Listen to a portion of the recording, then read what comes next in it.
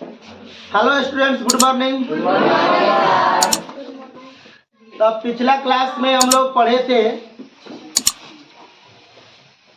अक्षीय स्थिति पर विद्युत क्षेत्र की तीव्रता, और आज आपका टॉपिक है निरक्षीय स्थिति। निरक्षीय स्थिति पर विद्युत क्षेत्र की तीव्रता। देखिए, इसको हम लोग समझने की कोशिश करते हैं। ध्यान से देखिएगा, फिगर को अगर समझ जाइएगा तो आपको पूरा का पूरा कंसेप्ट का हो जाएगा, क्लियर हो जाएगा। फिगर को समझिएगा, पूरा इसका थ्योरी का कर सकते हैं, सिद्ध कर सकते हैं हम लोग। निरक्षीय स्थिति पर विद्युत क्षेत्र की तीव्रता ज्ञात करें। किसके कारण? विद्युत द्विध्रुव के कारण। अक्षीय स्थिति को भी निकाला गया था। विद्युत द्विध्रुव के कारण अक्षीय स्थिति पर विद्युत क्षेत्र की तीव्रता। इसमें भी होता है कि विद्युत द्विध्रुव के कारण निरक्षीय स्थिति पर विद्युत क्षेत्र की तीव्रता। तो सबसे पहले देखिए, समझिए फिगर को आप लोग। ये जो आपका दिया हुआ है, यहाँ पर नाम दे रहे हैं ए, और यहाँ पर क्या हो गया बी। यहाँ पर हो गया आपका -q, और क्या होता है +q। इसको सबको पता है कि ए बी ये क्या है? विद्युत द्विध्रुव है। इस विद्युत द्विध्रुव के बारे में आप लोग क्या जानते हैं कि इसमें क्या होता है कि समान परिमाण वाले आवेश, परंतु उसकी प्रकृति क्या होती है? विपरीत होती है। प्रकृति क्या होती है? और उन दोनों आवेशों के अल्प लंबाई, उन दोनों आवेशों के बीच के अल्प लंबाई यानी कि 2l, उसको हम लोग क्या कहते हैं? विद्युत द्विध्रुव कहते हैं। तो देखिए कि A से B जो दिया हुआ है, इनके बीच की जो लंबाई होती है वो क्या होती है? 2l, या कहीं कहीं पर हम लोग क्या लिखते हैं? 2a भी लिखते हैं। ठीक। अब देखिए, AB के जो मध्य है वो मध्य बिंदु क्या है? O। क्या दिया हुआ है? O। तो ये बताइए, इनके बीच की जो हाफ लंबाई होगा वो कितना हो जाएगा? l हो जाएगा ना। और ये भी जो होगा वो कितना होगा हम लोग को? l। ध्यान दीजिएगा, उसमें क्या था अक्षीय में कि अक्षीय जो होता है वो क्षैतिज दिशा में होता है। किधर होता है? क्षैतिज। उस अक्षीय में क्या किए थे कि किसी विद्युत द्विध्रुव को क्षैतिज में आगे की ओर क्या किया गया था? बढ़ाया गया था। जो आगे की ओर बढ़ाया गया था वही हमारा जो स्थिति था, कौन स्थिति था? अक्षीय था। लेकिन जो निरक्षीय होता है वो हमेशा क्या होता है? वर्टिकल यानी कि ऊर्ध्वाधर होता है। क्या होता है? ऊर्ध्वाधर। तो अक्षीय के लिए भी क्या किए थे कि मूल बिंदु जो उसके मध्य बिंदु, विद्युत द्विध्रुव के मध्य बिंदु O से r दूरी पर कोई बिंदु क्या लिया गया था? P लिया गया था। क्या लिया गया था? तो वो क्षैतिज में लिया गया था, अक्षीय में ना। तो ये कहाँ पर लेना है? निरक्षीय में। तो अब इसमें देखिए हम लोग क्या करेंगे, इसके निरक्षीय स्थिति में हम लोग क्या करेंगे, यहाँ पर देखिए ये r दूरी पर कोई बिंदु यहाँ पर ले लिया, कौन सी? P। ध्यान दीजिएगा आप लोग। अब इसमें देखिए, एक बार -q आवेश के कारण बिंदु कौन पर P लिखेंगे। एक बार किसके कारण? +q आवेश के कारण बिंदु P पर क्या निकलना है? विद्युत क्षेत्र की लिखावट बहुत आसान है कि माना कि AB एक विद्युत द्विध्रुव है जिसकी लंबाई क्या है? 2l है। विद्युत द्विध्रुव के मध्य बिंदु O से कौन दूरी पर? r दूरी पर कोई बिंदु यहाँ पर दे देते हैं, क्या है? P है। कोई बिंदु क्या है बाबू? P है, जहाँ पर विद्युत क्षेत्र की तीव्रता क्या करनी है? अब देखिए कि अब ये तो वास्तविक रूप से हुआ ना, कल्पना करते हैं। अब यहाँ पर देखिए कि ये ऊपर आ सकता है, कर सकते हैं ना। अब देखिए,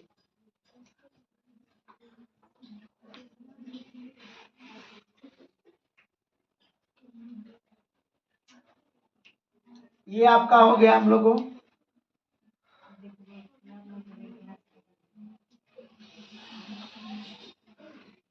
यहाँ पर देखिएगा, आप पहले कोण के बारे में अच्छे से समझिएगा, तब जाकर समझ में आएगा।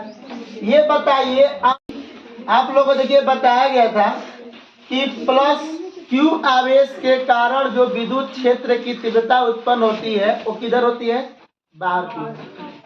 +q आवेश के कारण विद्युत क्षेत्र की तीव्रता उत्पन्न होती है बाहर की ओर, और माइनस क्यू आवेश के कारण जो विद्युत क्षेत्र की तीव्रता होती है वो कहाँ होती है? अंदर की ओर। तो ये बताइए कि प्लस क्यू आवेश के कारण जब किया जाएगा इसका कहाँ आएगा हम लोग को? ये होगा ना, ये आपका आएगा हम लोग को, ये विद्युत क्षेत्र की जो तीव्रता उत्पन्न होगी वो किधर होगी बच्चा लोग? बाहर की ओर होगी। किधर होगी हम लोग को? यहाँ पर ध्यान दीजिएगा कि ये आपका हो गया, हो सकता है ना। अब देखिए, और यहाँ पर बताइए कि अब किसके कारण? माइनस क्यू आवेश के कारण जो विद्युत क्षेत्र की तीव्रता P पर उत्पन्न होगी वो बाहर की ओर होगी कि अंदर की ओर होगी? अंदर की ओर होगी ना। तो इसका डायरेक्शन किधर हो जाएगा? इधर की ओर हो जाएगा। क्या समझ रहा है? एक चीज है कि प्लस क्यू आवेश के कारण बिंदु P पर विद्युत क्षेत्र की जो तीव्रता उत्पन्न होगी वो कहाँ होगी? बाहर। तो ये बाहर जा रहा है ना।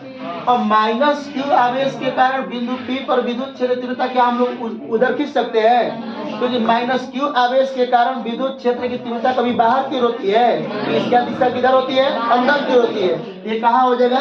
अंदर की ओर, यानी P A की ओर, और ये किधर? B P के अनुदिश। प्लस क्यू आवेश के कारण निकलेंगे BP के अनुदिश और ये PA के अनुदिश होगा।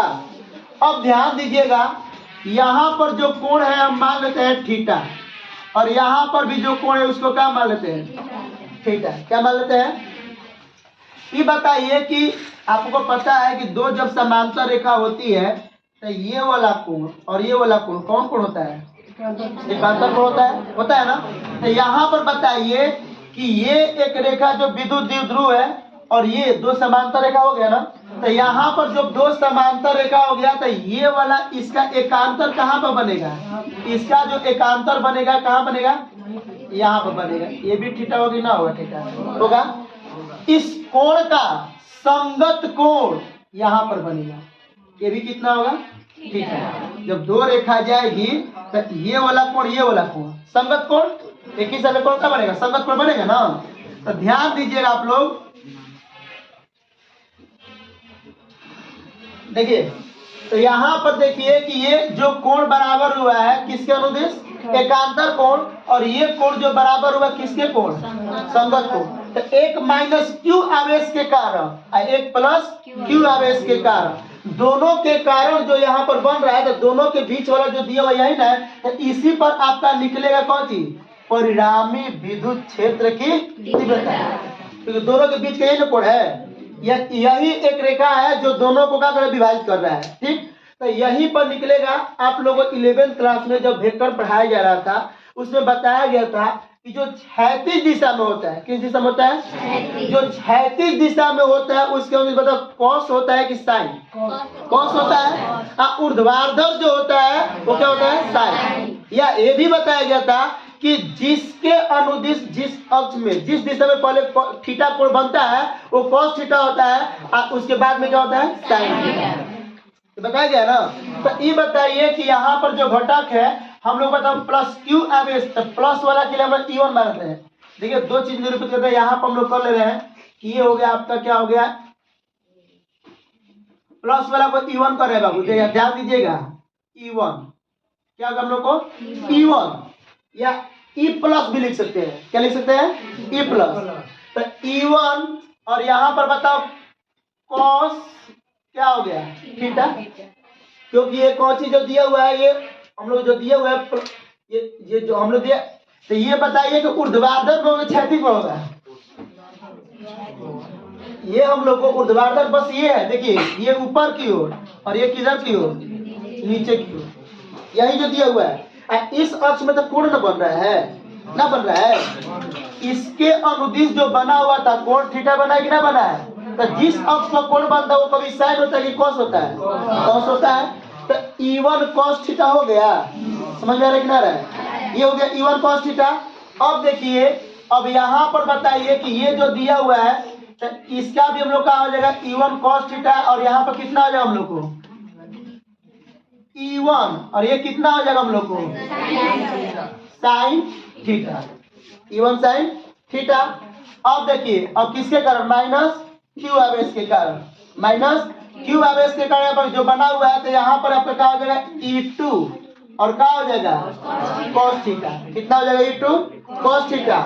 अब बताइए E1 sin थीटा, और यहाँ पर जो दिया हुआ है नीचे, तो ये तो हम लोग को दूरी कौन सी है, R दूरी है, तो E1 sin थीटा, और यहाँ पर जो दिया हुआ है हम लोग कितना हो जाएगा, हम लोग को एक बार E1 cos, और यहाँ पर ध्यान दीजिएगा कि एक प्लस क्यू आवेश के कारण एक बार E1 का हो गया cos थीटा, और यहाँ पर हम ना लिख के यहाँ पर कर दे रहे हैं, क्योंकि दोनों कोण के लिए परिणामी विद्युत क्षेत्र तीव्रता कहाँ पर निकल रहा है, यहाँ पर निकल रहा है। ये जो प्लस क्यू आवेश के कारण यहाँ पर तो हम लोग केवल कर दे रहे हैं कौन चीज, ई किसके कारण है प्लस, यहाँ पर ई प्लस क्या हो जाएगा वेक्टर हो जाएगा, ये बाहर की ओर चला गया, ठीक, ये बाहर की ओर, और ये क्या हो गया अंदर की ओर, यहाँ पर कर दे रहे ई माइनस वेक्टर। पहले दिशा को समझ लेते हैं। प्लस क्यू आवेश के कारण बिंदु P पर जो विद्युत क्षेत्र की तीव्रता उत्पन्न हो रही है वो किधर हो रही है, बाहर, प्लस के लिए बाहर गया, और माइनस क्यू आवेश के कारण बिंदु P पर जो विद्युत क्षेत्र की तीव्रता है वो किधर आएगा, अंदर की ओर। लेकिन इसका कोण बना हुआ है कौन सी, थीटा, एकांतर कोण के अनुसार क्या बन रहा है यहाँ पर थीटा, ये संगत कोण के अनुसार यहाँ पर क्या बन रहा है थीटा बन रहा है, तो दोनों का परिणामी विद्युत क्षेत्र इसी पर निकलेगा ना। तो यहाँ पर बताइए कि E1 cos थीटा हो गया, और यहाँ पर क्या होगा E1 sin थीटा। क्लियर है यहाँ पर। अब देखिए कि यहाँ पर बताइएगा, अब अभी तक से जो दोनों क्लियर किया गया किसके लिए किया गया, प्लस क्यू आवेश के कारण, किसके कारण प्लस, अब चलते हैं किसके कारण, माइनस क्यू आवेश के कारण। तो माइनस क्यू आवेश के कारण यहीं पर इसके लिए हो जाएगा E2, और ये कितना हो जाएगा हम लोग को cos थीटा। ये 36 हो गया हम लोग को परिणामी निकलना है, फिर इस अक्ष पर कोण बना हुआ है, एक बार E1 के लिए भी cos थीटा इसी पर होगा, और E2 का cos थीटा इसी पर होगा, ठीक ना। अब देखिएगा, तो अब नीचे जो बताइए कि इसके अनुदिश करिएगा, तो यहाँ पर कितना हो जाएगा हम लोग को E1 कितना हो जाएगा, E1 यहाँ पर हो जाएगा हम लोग को sin थीटा ना, E1 दिया यहाँ पर क्या हो जाएगा बाबू, E2 हो जाएगा, कौन हो जाएगा E2 हो जाएगा। यहाँ पर देखिए E1 sin थीटा, और नीचे क्या हो जाएगा E2 sin थीटा, क्योंकि जिस अक्ष में कोण बनेगा उधर cos थीटा, और उसके जस्ट ऑपोजिट साइड में क्या होता है sin थीटा। या ये भी मालूम है कि ऊर्ध्वाधर जब रहता है तो sin थीटा, और क्षैतिज में क्या होता है cos थीटा। अब देखिए इतना जब आप लोगों को समझ में आ गया, सीधा बात के बारे में समझ लीजिए। यहाँ पर AB कोई कौन सी है, विद्युत द्विध्रुव है, AB कोई विद्युत द्विध्रुव है जिसकी लंबाई क्या है 2a है, क्या है 2a। विद्युत द्विध्रुव के मध्य बिंदु O से R दूरी पर कोई बिंदु P है, जहाँ पर विद्युत क्षेत्र की तीव्रता क्या करनी है, परिणामी विद्युत क्षेत्र की तीव्रता याद करनी है। अब यहाँ पर देखिए, यहाँ पर अगर थीटा कोण दिया है, ये भी अगर थीटा कोण दिया है, तो ये कोण और ये कोण बराबर होगा, किस नियम से, एकांतर कोण। ये वाला कोण और ये वाला कोण आपस में बराबर होगा, संगत कोण। कौन सा कोण, संगत कोण। जिस अक्ष के अनुदिश कोण बनता है उधर क्या होता है cos थीटा, उसके बिल्कुल उल्टा साइड में क्या होता है sin थीटा बनता है। तो ये बताइए दोनों का परिणामी किस पर निकलना है, इसी पर निकलना है ना। तो एक बार E1 cos थीटा होगा, E2 का होगा cos थीटा, ये हो गया E1 sin थीटा, और ये क्या होगा E2 sin थीटा। यहाँ तक दिक्कत है। ये बताइए कि यहाँ से लेकर के यहाँ पर कौन डिग्री कोण बन रहा है, 90 डिग्री। कौन डिग्री कोण बन रहा है, तो ये बताइए जब 90 यहाँ पर थीटा बना है ना, तो थीटा के लिए सामने लगा था लंब, ये क्या होगा आधार, और ये क्या होगा, ये बाबू ये बताओ कि O से R दूरी पर तो निकलना है, लेकिन जब प्लस क्यू आवेश के कारण बिंदु P पर जब विद्युत क्षेत्र की तीव्रता निकालिएगा, तो उसके लिए इतना से इतना के बीच की दूरी चाहिए ना। तो ये कर्ण है कि नहीं, तो कर्ण बराबर क्या होता है, अंडर रूट लंब स्क्वायर प्लस आधार स्क्वायर। तो हो सकता है L square plus R square हो जाएगा। इसको भी करिएगा तो इसका भी मान हो जाएगा under root L square plus क्या हो जाएगा R स्क्वायर हो जाएगा, ना हो जाएगा। समझ आ रहा है कि ना रहा है। अब देखिए तो यहाँ पर जो लिखावट है, तो लिखावट में क्या लिखा जाएगा, ध्यान दीजिएगा कि माना कि AB एक विद्युत द्विध्रुव है, माना कि AB एक क्या है, विद्युत द्विध्रुव है जिसकी लंबाई क्या है 2L है। विद्युत द्विध्रुव के मध्य बिंदु O से R दूरी पर कोई बिंदु क्या है? P है, जहाँ पर विद्युत क्षेत्र की तीव्रता क्या करनी है? ज्ञात करनी है। क्या करनी है? बस इतना ही लिखना है। बाकी फिगर आप लोगों को समझ में आ गया। अब चलते हैं इसमें, तो बताइए कि प्लस Q आवेश के कारण विद्युत क्षेत्र की तीव्रता, विद्युत क्षेत्र की तीव्रता, ठीक है। अब देखिए प्लस Q आवेश के कारण निकालना है बिंदु कहाँ पर? प्लस Q आवेश के कारण विद्युत क्षेत्र की तीव्रता। यह लिख सकते हैं कि प्लस Q आवेश के कारण किस पर? बिंदु P पर। प्लस Q आवेश के कारण उसी को लिख दें, ऐसे भी लिख सकते हैं कि प्लस Q आवेश के कारण किस बिंदु का बाबू? बिंदु P पर कौन सी? विद्युत क्षेत्र की तीव्रता। ध्यान दीजिएगा, तब बताइए प्लस Q आवेश के कारण क्या माना गया? E1 माने हैं। क्या माने हैं?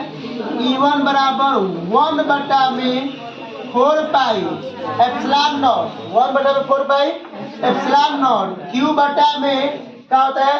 BP। क्या हो जाएगा आप लोगों को? BP square. इसका जो दिशा होगा, तो दिशा किधर होगा? BP वेक्टर के क्या हो जाएगा बाबू? अनुदिश हो जाएगा। अब बताइए कि E1 बराबर 1 बटा में 4 पाई एप्सिलॉन नॉट Q बटा में क्या हो जाएगा आप लोगों को? Q बटा में इसका मान कितना दिया है? रूट में ना, ये चलो मतलब under root L square plus A square होगा। तो आपका E1 बराबर 1 बटा में 4 पाई एप्सिलॉन नॉट Q बटा में L square plus R square, क्योंकि स्क्वायर की वजह से रूट हट जाएगा ना। इसको मान सकते हैं हम लोग समीकरण नंबर 1। कोई दिक्कत है? अब यहाँ पर ध्यान दीजिए, माइनस Q आवेश के कारण बिंदु P पर विद्युत क्षेत्र की क्या निकालनी है? तीव्रता। ये बताइए कि यहाँ पर क्या आ जाएगा हम लोग को? इसको क्या माने थे? E2 1 बटा में 4 पाई एप्सिलॉन नॉट। तब ये मतलब मोड में रहता है ना, दोनों का परिमाण आपस में क्या होता है? समान, लेकिन प्रकृति क्या होती है? अलग अलग। तब बाद में तो प्लस में हो जाएगा Q बटा में इसका भी हो जाएगा हम लोग कौन सी? PA लिखेंगे। क्या लिखेंगे? PA। आदि ऐसे देखो, यहाँ पर दूरी है तो दूरी कुछ भी नहीं सकता है कि AP स्क्वायर, लेकिन यहाँ पर जो दिशा लिखेंगे ना, तो दिशा तो क्या हो जाएगा? PA वेक्टर के अनुदिश होगा ना। तो अब देखिए कि आपका E2 बराबर 1 बटा में 4 पाई एप्सिलॉन नॉट Q बटा में डायरेक्ट लिख दे, यानी कि जो रूट मेरा कवर करिएगा ना जी, तो L स्क्वायर प्लस कितना हो जाएगा? समीकरण नंबर कितना हो जाएगा? 2। अब देख ध्यान दीजिए, E1 तथा E2 को क्षैतिज घटक में बांटा जा रहा है, ठीक ना। अब ध्यान दीजिएगा, इसमें जो दिया हुआ है कि E1 साइन थीटा दिया है और E2 कितना दिया है? ये दोनों के दोनों परिमाण आपस में क्या है? बराबर है। दोनों का परिमाण आपस में क्या है?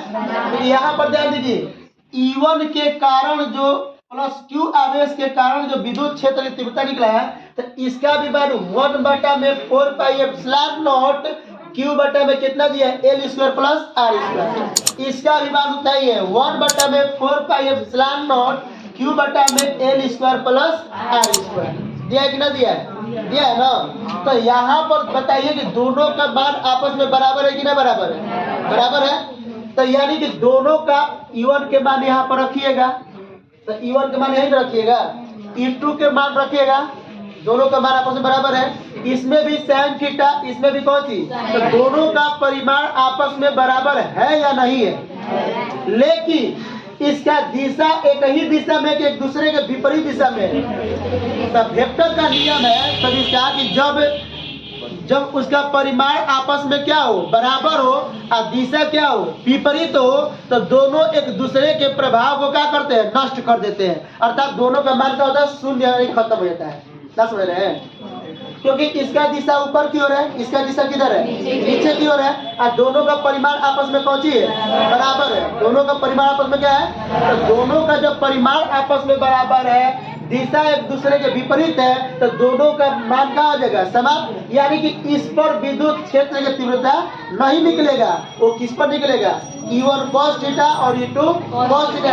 यानी उर्ध्वाधर अक्ष पर इस पर नहीं निकलेगा, किस पर निकलेगा, क्षैतिज पर निकलेगा। यहाँ पर लिख सकते हैं हम लोग कि कौन सी, यहाँ पर E1, ध्यान दीजिएगा, चूंकि E1 sine theta, E1 sine theta तथा E2 कितना दिया हुआ है, साइन थीटा। यहाँ पर देखिए कि E1 साइन थीटा तथा E2 साइन थीटा। मान रख देख लीजिए 1/4 पाई एप्सिलॉन नॉट क्यू बटा में कितना ना, L square plus R square. 1/4 pi epsilon not Q बटा में कितना, L square plus R square. तो E1 साइन थीटा तथा E2 कौन सी, साइन थीटा जो दिया हुआ है एक दूसरे के कौन सी है, विपरीत है, ठीक ना। साइन थीटा का परिमाण आपस में कौन सी है, बराबर है, किंतु दिशा क्या है, विपरीत है। अतः एक दूसरे के प्रभाव को क्या कर देगा, नष्ट कर देगा। क्या करेगा, इसको चाहे तो लिख भी सकते हैं कि जिसे उदग्र E1 के अनुदिश उदग्र अवयव, इसको चाहेंगे तो अभी हम लोग इसको हम कम से कम एक पारा में और बढ़ा सकते हैं। ऐसे लिख करके कि चारों को बारी बारी से निकालना पड़ेगा। कि एक बार लिखेंगे E1 के अनुदिश उदग्र अवयव, तो E1 बराबर कितना जाए, E1 के मान रखेंगे 1/4 पाई एप्सिलॉन नॉट, साइन के कौन सी रहेगा, साइन थीटा। एक बार लिखेंगे E2 के कौन सी, उदग्र अवयव, मानवा तो समूह हो जाएगा। फिर लिखेंगे E1 के निकले क्षैतिज अवयव में घटक, एक बार E2 का क्षैतिज अवयव में घटक। तो 1 2 तो पहले ही से माने, उसको माने 3 4 5 6, तो इसको मान लो 3 मान लिए, इसको मान लिए 4। तो कहेंगे 3 और 4 के परिमाण आपस में बराबर है, किंतु दिशा कौन सी है, विपरीत है। अतः एक दूसरे के प्रभाव को क्या करेगा, नष्ट कर देगा। तो मान इस पर न निकल करके मान किस पर निकलेगा, इस पर निकलेगा। तो उस चीज को आपको समझा दे रहे हैं कि देखिए कि जब E1 और E2 के जब यहाँ से मान रखिएगा तो क्या इसमें कोई परिवर्तन होने वाला है कि दोनों का परिमाण आपस में बराबर हो कि ना बराबर होगा। इसमें भी रखिएगा तो कह सकते हैं सर इसमें भी रखिए तो परिमाण बराबर है, लेकिन इसका जो दिशा है एक दूसरे का विपरीत नहीं ना है। इसका परिमाण बराबर है, ठीक है, लेकिन दिशा कौन सी एक दूसरे के विपरीत नहीं है। इसका जो परिमाण बराबर है लेकिन दिशा कौन सी है, विपरीत है। एक इसलिए एक दूसरे के प्रभाव को क्या करेंगे, नष्ट करेंगे। वो तो समाप्त हो गया, काम खत्म हो गया उसका। अब बताइए कर लेगा। अब हम लोग निकालेंगे, अतः बिंदु P पर परिणामी विद्युत क्षेत्र की तीव्रता होगी। तो ये बताइए परिणामी विद्युत क्षेत्र की तीव्रता आप निकालना है, ध्यान दीजिएगा। तो क्या निकालेंगे हम लोग को, E पर निकालेंगे हम लोग। यहाँ पर कितना दिया है, E1 cos theta plus E2 और कितना दिया है, तो यहाँ पर E1 के मान 1/4 पाई एप्सिलॉन नॉट क्यू बटा में L स्क्वायर प्लस, अब पहले से क्या दिया हुआ है, अब प्लस ये क्या हो जाएगा 1/4 पाई एप्सिलॉन नॉट क्यू बटा में L स्क्वायर प्लस क्या हो जाएगा। अब फिर क्या हो गया, दोनों आपस में बराबर है कि ना बराबर है, बराबर है ना। यहाँ पर आप लोग ऐसे भी लिख सकते हैं क्योंकि E बराबर कौन चीज, E1 आप प्लस क्या हो जाएगा E2। E1 प्लस, एक बार E1 के लिए कौन है, ये E प्लस वाला है ना, क्या समझ रहे हैं, इसको जो प्लस है तो इसको E1 कर सकते हैं, और जो अंदर की जो दिशा आ रहा है इसको क्या कर सकते हैं, E2। अंदर में आ रहा है तो ये बताओ कि एक अंदर में आ रहा है, एक कहाँ पर जा रहा है, तो इन दोनों का जो परिणामी जो निकला हुआ है इसी पर निकल रहा है। तो E1 के मान हम लोग हो गया, और ये किसका मान हो गया, E2 का हो गया। तो इस दोनों को जब जोड़िएगा तो कितना हो जाएगा, सब एक दूसरे से मिल रहा है कि ना मिल रहा है, सब कुछ मिल रहा है ना। तो यहाँ पर 1 में 4 पाई एप्सिलॉन नॉट 2Q बटा में L square plus R square, और कॉस कितना हो गया, अरे एगो एगो जोड़ेंगे तो कगो होगा, दूगो होगा, तो दू को जहां मर्जी कर रहा है वहां पर लिख दीजिए। अब यहाँ पर देखिएगा, तो यहाँ पर देखिए साइड में आप लोगों को बता दे रहे हैं आप कि cos थीटा बराबर होता है आधार बटा में, cos थीटा बराबर आधार बटा में, किसी भी त्रिभुज में चल सकते हैं। तो cos थीटा बराबर आधार बटा कौन था, आधार कौन है, L, तो L अब बटा में कौन कौन है, under root L square plus R square. तो 1 बटा में 4 पाई एप्सिलॉन नॉट 2Q बटा में L स्क्वायर प्लस कितना हो जाएगा, अब cos थीटा के मान कितना हो जाएगा, L बटा में अंडर रूट कितना हो जाएगा बाबू, L स्क्वायर प्लस कितना हो जाएगा, R स्क्वायर। समझ में आ रहा है ना। अब यहाँ पर देखिए 2QL, यहाँ पर देखिए कि चूंकि फॉर्मूला बताया ना P बराबर 2QL होता है कि ना होता है, तो ये बराबर तो कितना हो जाएगा, 1 बटा में 4 पाई एप्सिलॉन नॉट P बटा में, ध्यान दीजिए कि यहाँ पर इसका पावर कितना है, 1, कितना पावर है, रूट को हटाइएगा, तो जैसे ही आप लोग रूट को, जैसे यहाँ पर दिया L स्क्वायर प्लस कितना दिया है, हम रूट को हटाना चाहते हैं, तो L square plus R square, और रूट को हटाएंगे तो पावर में 1 बटा का होता है 2, रूट को हटाते हैं तो पावर में क्या होता है, 1 बटा में 2 होता है। तो ये बता इतना ही का पावर 1 बटा 2, एक बार दिया L स्क्वायर प्लस कितना ना, एक बार पावर कितना ना, तो फॉर्मूला होता है 1 के पावर n गुणे 1 के पावर, तो आधार आधार बराबर रहता है तो घात आपस में क्या होता है, जुड़ जाता है। तो ये बताओ कि 1 और 1 बटा 2 जुटेगा तो हो जाएगा 3 बटा में 2 हो जाएगा ना। अब देखिए तो यहाँ पर क्या करेंगे कि P बटा में ये हो गया L square plus R square, अब पावर हो जाएगा 3 बटा में 2 हो जाएगा। अब यहाँ पर देखिए कि एक तो फॉर्मूला ये हम लोग को निकल गया कि E बराबर 1 बटा में 4 पाई एप्सिलॉन नॉट, और ये कितना हो गया बाबू हम लोग को, यानी कि P बटा में ये कितना हो गया, L square plus R square के पावर 3/2, एक फॉर्मूला ये भी होगा, ठीक। लेकिन आप बताइए कि विद्युत द्विध्रुव के मध्य बिंदु से किस दूरी पर आपको विद्युत क्षेत्र की तीव्रता निकालनी है, R दूरी, मध्य बिंदु O से R दूरी पर कोई बिंदु क्या है, P है, जहां पर विद्युत क्षेत्र की तीव्रता क्या करनी है, ज्ञात करनी है। तो ये बताइए कि R के मान बहुत बहुत बड़ा है किससे, L से, इसका मतलब क्या हुआ कि L के मान नगण्य है कि ना, अर्थात L कौची है, नगण्य है, हो गया ना।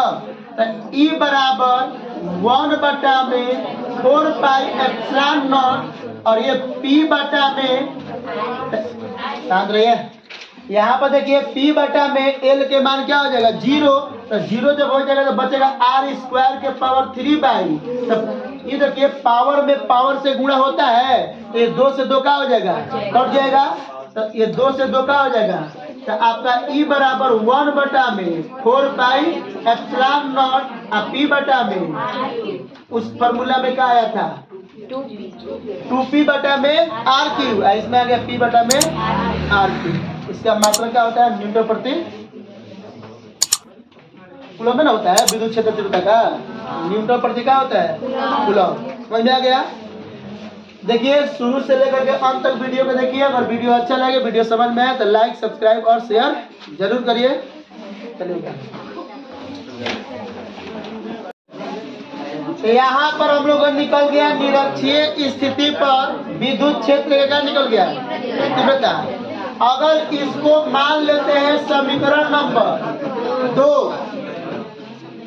अगर 2 नहीं मानना है तो ध्यान दीजिए, तो यहाँ पर आपका आ जाएगा कि अक्षीय तथा निरक्षीय